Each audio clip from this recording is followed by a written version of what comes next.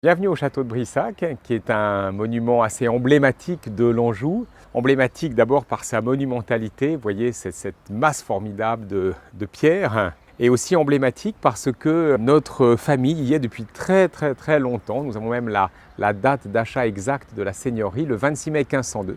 Donc ça fait plus d'un demi-millénaire que voilà, nous sommes attachés à ce lieu, nous sommes au service de ce lieu et c'est avec plaisir que nous l'ouvrons au public, à tout public. Alors Brissac est aussi connu pour son très beau parc, un parc paysager de 70 hectares qui fait l'objet de tous nos soins, que ce soit des plantations, des aménagements de perspectives ou de pièces d'eau. Et puis, nous n'allons pas oublier non plus une collection d'œuvres d'art, notamment une collection de tableaux de famille qui permettent de tracer, si je puis dire, l'histoire de cette famille depuis le XVe siècle. Donc un grand château, une famille, un beau parc paysager et une collection d'œuvres d'art, d'ailleurs qui est classée monument historique parce qu'elle est assez unique. Du château d'origine, il reste les deux tours, ces deux tours qui encadrent la façade, alors que du nouveau château, construit au début du XVIIe siècle, eh bien, il manque une partie importante parce qu'il manque toute l'aile droite de la façade. Quand on regarde, vous voyez, la façade, on comprend très bien que ces tours ne devraient pas faire partie du projet initial et qu'il manque toute l'aile droite, puisque le pavillon central porte mal son nom, il n'est pas au centre, et donc il manque l'aile droite. On le voit encore mieux avec des fenêtres qui sont déjà posées derrière les tours en attente de la démolition de ces tours. Et bien maintenant, partons à la découverte de ce grand monument et pour cela, je vous invite à me suivre.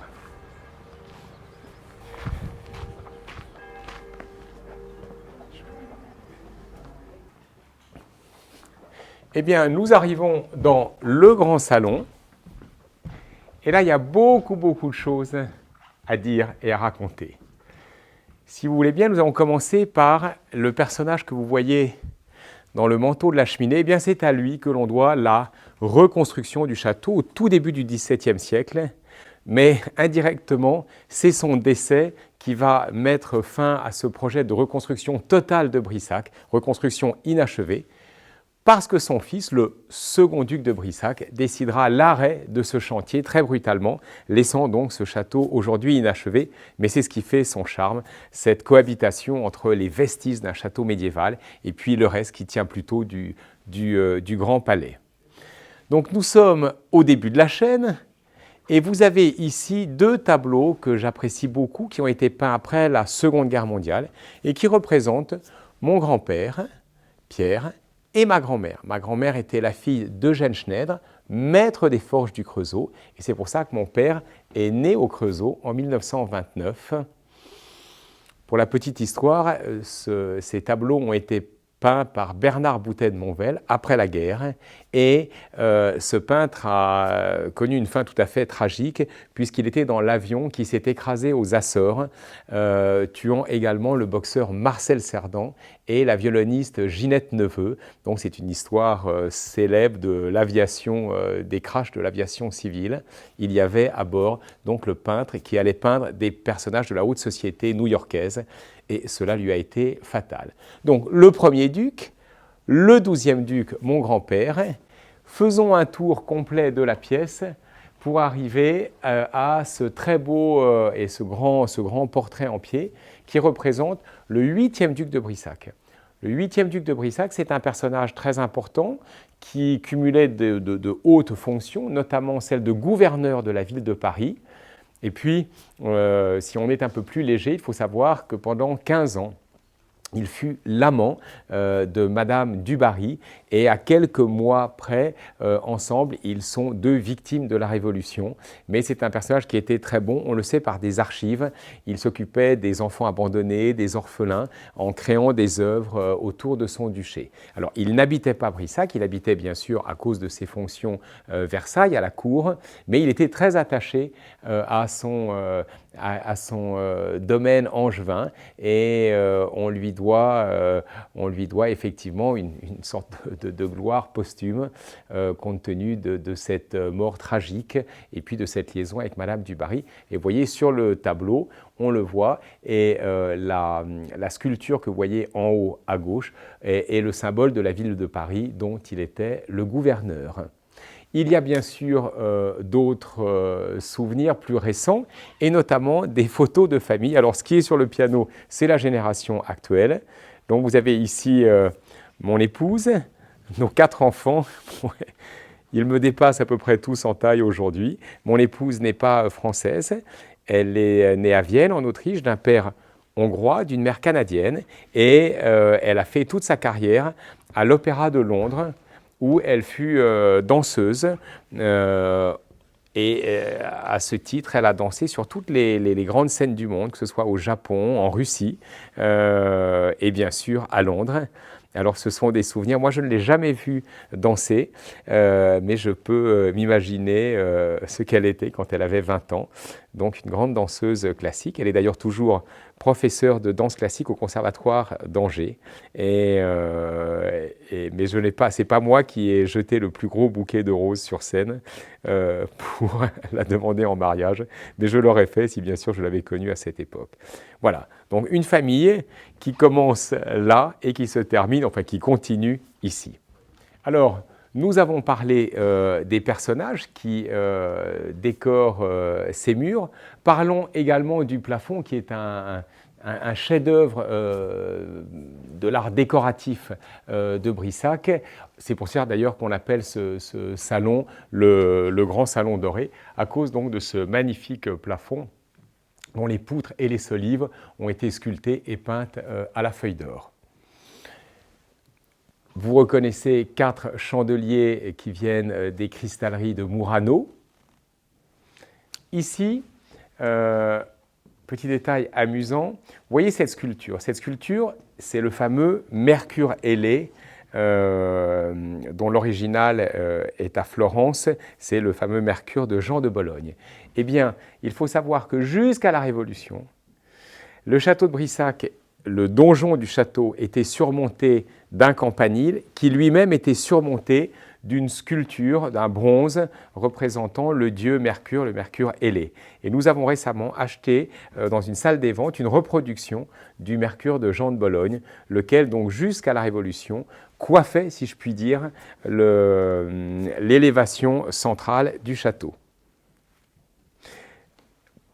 Petit focus sur mon papa qui est décédé l'année dernière en avril et qui a créé un équipage de chasse à courre du chevreuil en mai 68. Vous voyez, ça ne s'invente pas. Et mon père adorait ses chiens, il vivait au milieu d'eux et ses chevaux. Et j'ai toujours vu mon père avec cette grande proximité à l'égard de sa forêt, à l'égard de ses chiens, à l'égard de ses chevaux et de son équipage. Et je suis content que cette photo traduise bien son sourire et son état d'esprit. Et puis juste derrière, ça c'est très sympathique, nous avons marié une fille l'année dernière qui a épousé un Allemand, vous voyez, Delia. Et cette année, bis repetitas, nous marions une autre fille, mais on va rester en France. Et donc, mes 2 filles aînées, j'ai 4 enfants, et 2 de mes filles aînées seront donc mariées. Et il n'y a rien de plus beau que pour un père de dire « j'ai marié ma fille ». Eh bien, je vous propose de continuer, nous allons dans la salle à manger.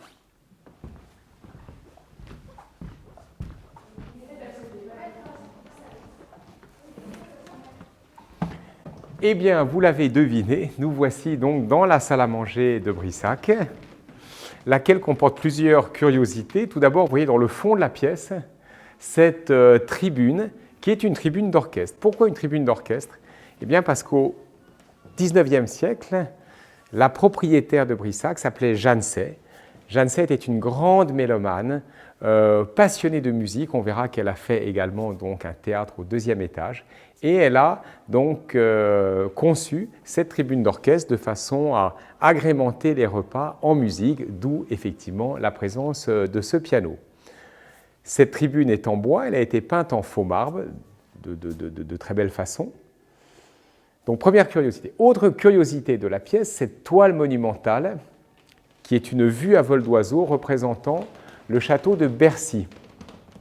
Bercy, c'est bien, vous ne rêvez pas, ce quartier de l'Est parisien, mais avant qu'il ne devienne le ministère des Finances, le palais omnisport et les voies de la gare de Lyon, Voilà ce qu'il était. Il était la propriété, une grande propriété, le château du même nom, le château de Bercy. C'est donc la Seine qui coule au pied du tableau et dans le fond, les fortifications de la ville de Paris et notamment le donjon de Charles V. Les derniers propriétaires de ce château, c'est la famille de Nicolaï. La grand-mère de ma propre mère est une Nicolaï. Et donc, cette toile a quitté Bercy lorsque le château a été démoli, donc sous le Second Empire, pour rejoindre une autre propriété dans le Cher qui s'appelle Blé, avant d'arriver à Brissac. Donc, ce tableau a connu 3 accrochages successifs. On connaît le peintre, Pierre-Denis Martin, qui était un peintre qui peignait des grandes résidences à l'image de celle-ci. Et voilà, je vous laisse apprécier la beauté de ce paysage qui était, voilà ce qu'était l'Est parisien avant que l'expansion et l'urbanisme de la ville de Paris ne démolissent toutes ces grandes propriétés qui bordaient la Seine à l'est de Paris.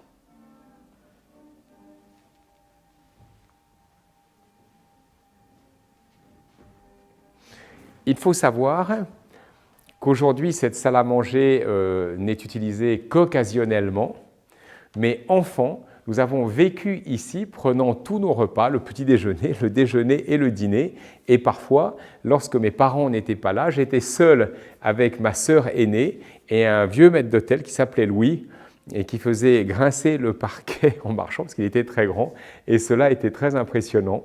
Cela paraît si lointain et en même temps si proche pour nous, mais voilà, cela a été la salle à manger de notre enfance.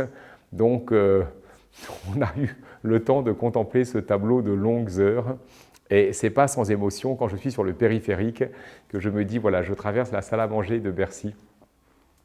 Ce sont de vieux souvenirs. Nous continuons, car la visite ne s'arrête pas là, pour aller maintenant au premier étage, voir les grandes galeries. Alors, avant de poursuivre notre découverte de Brissac, je voudrais m'arrêter quelques instants devant cette curiosité. Vous l'avez évidemment deviné, c'est une chaise à porteur. On voit d'ailleurs les bâtons utilisés par les porteurs qui étaient glissés, vous voyez ici. Alors, elle n'a jamais vraiment servi, cette chaise à porteur. C'est un cadeau de mariage. Quelle idée! C'est un cadeau de mariage qui a été offert à mon arrière-grand-mère, qui était la fille de la duchesse d'Uzès, lorsque celle-ci a épousé le 11e duc de Brissac. Elle est donc devenue la duchesse de Brissac. Elle aimait, paraît-il, se costumer et organiser des fêtes dans son château ici à Brissac. Alors, un oncle lui a offert cette chaise à porteur pour qu'elle puisse faire une entrée triomphale dans les pièces du château qui accueillaient donc ces célèbres soirées. Et le thème décoratif, le thème de la sculpture de cette curiosité, de cette chaise à porteur, c'est l'amour. Alors on retrouve tous les attributs de l'amour. D'abord, les différents mots qui ont été gravés, bonheur, amour, joie. Ici, vous voyez le petit Cupidon qui va décocher sa flèche. Les armoiries, bien sûr, donc Brissac et Uzès. La couronne. Et puis alors ici, ça m'amuse toujours parce qu'on voit les petits œufs qui vont éclore et donner les poussins. Donc voilà, la symbolique est assez évidente. Toujours est-il que cette chaise à porteur évoque un moment heureux qui est le mariage donc de Mathilde de Crussol d'Uzès, fille de la célèbre duchesse d'Uzès, avec le 11e duc de Brissac. Et j'en veux pour preuve, voyez-vous, le faire-part de mariage, ce qui permet d'attester de l'authenticité de ce cadeau. Mariant une fille cette année, je ne sais pas si quelqu'un aura l'idée de dupliquer cette chaise à porteur. En tout cas, je pense que celui qui est arrivé avec ce cadeau a dû se tailler un franc succès. Voilà, et bien maintenant nous allons poursuivre notre visite et la découverte de Brissac par les galeries du premier étage. Et je vous invite à me suivre.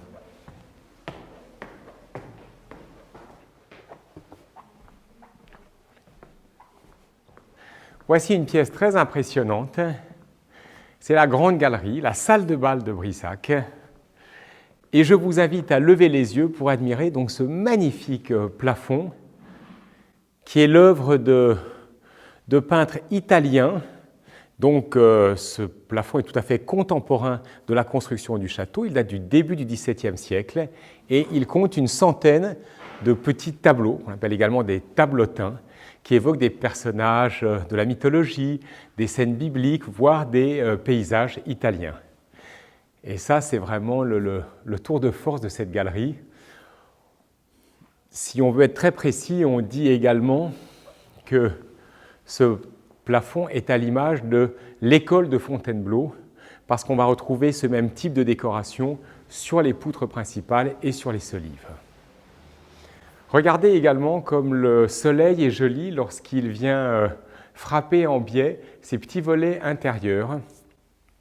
Et vous retrouvez très facilement ici aussi le double C, qui est le monogramme de Charles de Cossé, premier duc de Brissac. Ce monogramme, c'est un des leitmotifs décoratifs du château et vous le retrouvez sculpté sur la pierre, forgé. Vous voyez, regardez, vous l'avez même ici sur les... vous voyez, regardez le double C de Charles de Cossé. Donc c'est, on va dire que c'est le logo, mais en tout cas c'est quelque chose que l'on retrouve partout. En souvenir et en mémoire de ce premier duc de Brissac, Charles de Cossé.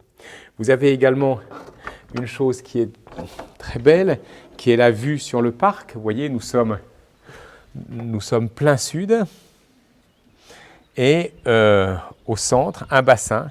Et au centre de ce bassin, une petite sculpture qui représente mon fils aîné qui s'appelle Laszlo et une amie américaine qui vit à New York et qui est sculpteur de profession, a réalisé cette œuvre, L'enfant à l'arrosoir, en s'inspirant de Laszlo quand il avait 7 ans. Je trouve que c'est une des... Quand je vous parlais tout à l'heure en introduction du parc de Brissac, on mesure toute la beauté et toute l'ampleur de ce grand parc paysager et tout le calme et l'apaisement qui s'en dégage avec des promenades qui ont été aménagées de façon à ce que les visiteurs puissent prendre du recul par rapport au monument, le regarder lorsqu'il est posé comme ça en miroir sur la pièce d'eau. Et la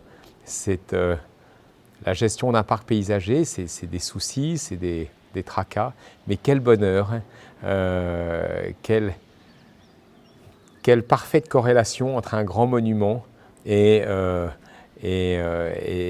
son environnement. Je pense que le parc est un peu la prolongation du château et dans l'autre sens, le parc amène vers le château. Donc il y a un dialogue qui se crée entre les deux et je crois que ce dialogue est tout à fait apprécié par les gens qui viennent visiter Brissac. Nous continuons. Alors, nous sommes dans une pièce importante, c'est la chambre historique, la chambre du roi Louis XIII. Et comme son nom l'indique, la chambre du roi Louis XIII évoque le passage du jeune roi Louis XIII ici à Brissac en août 1620. Et je vous invite à vous rapprocher de cette vitrine. Et dans cette vitrine sont rassemblés les personnages qui ont participé à cet événement historique qui est connu sous le nom de Paix d'Angers. Qui sont les protagonistes? Ici, Louis XIII, qui à l'époque a 19 ans, sa mère, Marie de Médicis, elle porte le deuil évidemment de son mari, le roi Henri IV, et puis différents personnages de la cour. Parmi les personnages, un évêque, l'évêque de Luçon, vous l'avez reconnu, c'est le futur cardinal de Richelieu. Pourquoi ces personnages se sont retrouvés ici à Brissac dans cette chambre?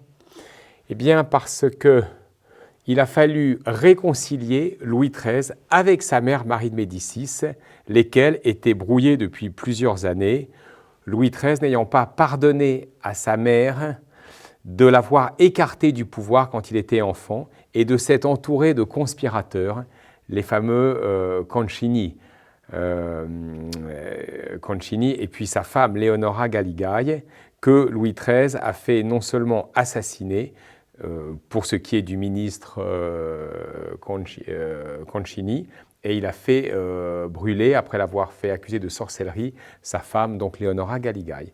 Et donc, pour mettre fin à cette brouille, à ce climat d'hostilité entre les deux partis, le parti de la Reine-Mère et le parti du roi Louis XIII, eh bien, à l'issue d'une bataille à Angers, qui s'est déroulée sur les bords de la Loire et qui a vu très rapidement la victoire des troupes de Louis XIII, il a fallu donc organiser des retrouvailles, fêter une paix retrouvée, et c'est le château de Brissac qui a été retenu. Et donc voilà, dans cette pièce, peut-être cette pièce ou une autre, mais enfin on sait que cela s'est passé ici à Brissac en août 1620, la paix a été signée, mettant fin à un climat de plus ou moins guerre civile entre donc Marie de Médicis et son fils Louis XIII. Au mur, une suite de tapisseries qui évoque les batailles d'Alexandre le Grand et qui est inspirée évidemment de la série originale par Charles Le Brun qui est à Versailles. On reconnaît une bataille qui s'appelle la bataille je crois que c'est la bataille du Granic. Et on voit, vous voyez un petit détail intéressant, Alexandre le Grand, dont le cheval est surmonté d'un aigle. Et les mages ont interprété évidemment le vol de l'aigle comme un présage de victoire, ce qui s'est avéré exact puisque Alexandre est allé évidemment très loin jusqu'à l'Indus, jusqu'en Inde, sans oublier de s'arrêter à Babylone, ville dans laquelle il est entré. On voit les porteurs, vous voyez, qui portent le trésor. Ici, Alexandre qui va rendre visite à la famille de son ennemi, lequel s'était enfui, le roi Darius, le roi perse Darius.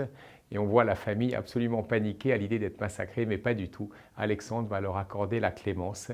Voilà, la scène est représentée ici. Au-dessus de la porte, c'est Anne d'Autriche, donc la belle-fille de Louis XIII, puisqu'elle épousera leur fils, Louis XIV. Et à nouveau, vous voyez ce très joli plafond qui est la signature décorative de Brissac, ces grands plafonds aux poutres et ce livre très largement peint, sculpté, doré.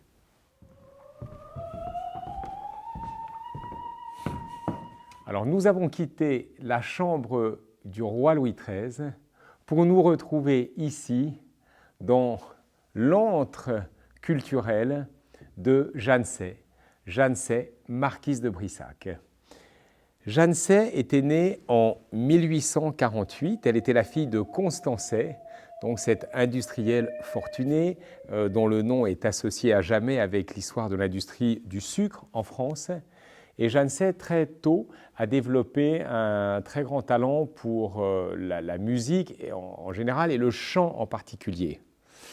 Sa position l'empêchait de faire carrière à l'opéra, bien qu'elle en eût le talent. Et donc c'est pour cette raison qu'elle a construit chez elle sa propre salle d'opéra pour pouvoir chanter avec ses amis, devant ses amis. Quel est le lien avec la famille Brissac? Eh bien, Jeanne Say, à l'âge de 18 ans, a épousé le marquis Roland de Brissac. Ensemble, ils ont eu 2 enfants, mais malheureusement, son premier mari a dû s'engager volontaire lors de la guerre de 70. Ça lui a été fatal. Il est mort avec l'armée de Bourbaki, donc en 1871. Elle s'est remariée. Elle a eu 3 enfants avec un second mari, le comte de Tréderne. Ça s'est mal passé cette fois-ci. Elle a divorcé de son second mari, mais cette femme qui avait beaucoup de caractère et qui était donc libre de faire ce que bon lui plaisait, puisqu'elle avait quand même une fortune importante à sa disposition, a décidé de créer chez elle, ici à Brissac, sa propre salle d'opéra pour pouvoir y accueillir ses amis musiciens, ses amis chanteurs et puis ses amis tout court. Et donc son théâtre a été inauguré une première fois en 1880 et inauguré une seconde fois lorsque des bénévoles sont venus le restaurer, donc une centaine d'années plus tard, en 1983. Jeanne Say a donc accueilli ici les plus grands noms de la musique. C'est elle-même qui était sur cette scène. Et vous voyez d'ailleurs qu'elle porte le même costume qui est sur le tableau, donc c'est un de ses costumes de scène. Et donc, Brissac, jusqu'à sa mort en 1916, a été un haut lieu de la musique de cette époque. Et nous avons toutes les traces de coupures de presse, que les concerts soient donnés ici, à Brissac, ou chez elle, à Paris. Elle a d'ailleurs possédé le dernier hôtel particulier de la place Vendôme, le 14 place Vendôme. Donc quand elle n'était pas à Paris place Vendôme, elle était à Brissac et vice-versa. Donc on est très attaché à cette pièce qui est si surprenante au deuxième étage, ce théâtre qui compte à peu près une centaine de places assises, et puis tous ces décors qui permettaient de jouer quantité d'opéras, notamment, vous voyez, cette vue de Rome pour les opéras italiens. Merci aux bénévoles qui l'ont restauré et merci à elle qui l'a créé, parce que Brissac sans son théâtre ne serait pas Brissac. Dernière petite explication, pour créer ce théâtre qui n'est pas contemporain de la reconstruction du château, elle a tout simplement, vous voyez, supprimé un étage de galerie, ce qui lui a donné l'espace nécessaire pour faire à la fois une salle et une scène. Nous allons maintenant descendre dans les sous-sols du château pour voir d'autres pièces très surprenantes, les caves, les cuisines, les salles fortifiées. Et je vous invite là aussi à me suivre. Alors, vous l'avez deviné, nous arrivons dans un endroit essentiel du parcours de la visite, les caves, où nous présentons les vins du domaine aux visiteurs en leur offrant une généreuse dégustation.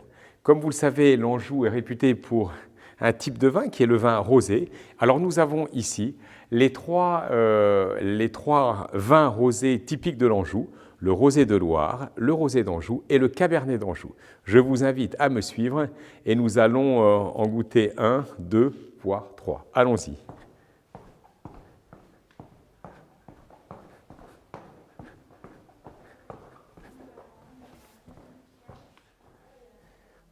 Je ne sais pas si la caméra boit, mais le caméraman, voilà, à votre santé et à la santé de ce château, évidemment.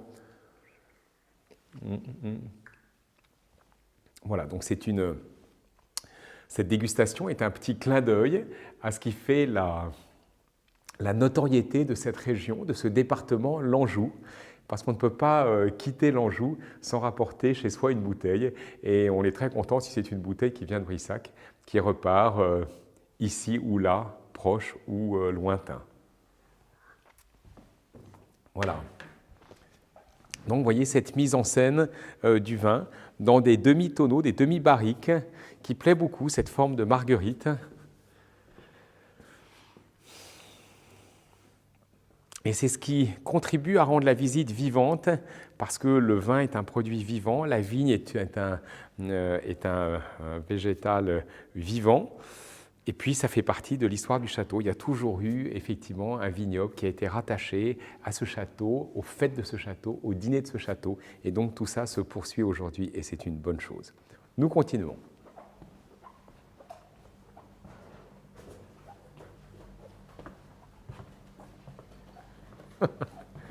Voilà la meilleure vendeuse de tout le département, Adélaïde, parce qu'elle a été formée par Christelle, qui est la chef de toutes les meilleures vendeuses du département. Exactement.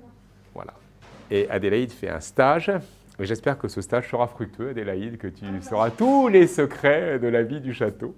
En tout cas, on est très content que tu sois là, et on t'en remercie. Nous continuons. Par la découverte d'une pièce que j'aime beaucoup, les anciennes cuisines. Regardez la force de cette architecture intérieure, la puissance de ces voûtes, et cette cheminée culmine à plus de 50 mètres de hauteur. Imaginez le tirage lorsqu'on fait des flambées formidables.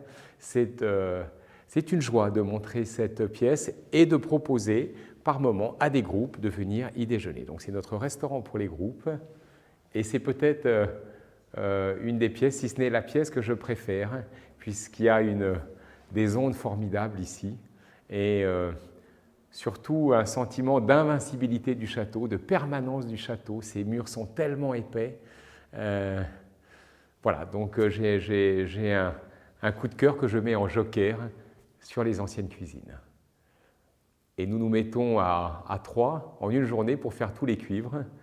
on met notre PlayStation Spotify et on se donne du courage pour faire ces cuivres une fois par an. Alors, pour la petite histoire également, c'est là que se réunit la confrérie des Riots d'Anjou. Le Riot d'Anjou est la spécialité culinaire du village. Et tout ça est inscrit ici.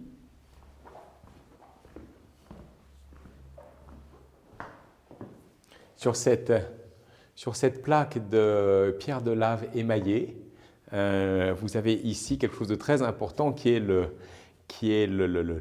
serment des dignitaires du chapitre. Disciples de Rabelais respectant ses oracles, gloire au Riot d'Anjou qui fait glisser le vin, devant tous je m'engage à vanter les vertus du nectar de Brissac et du Riot d'Anjou. Et tout ça, c'est né ici.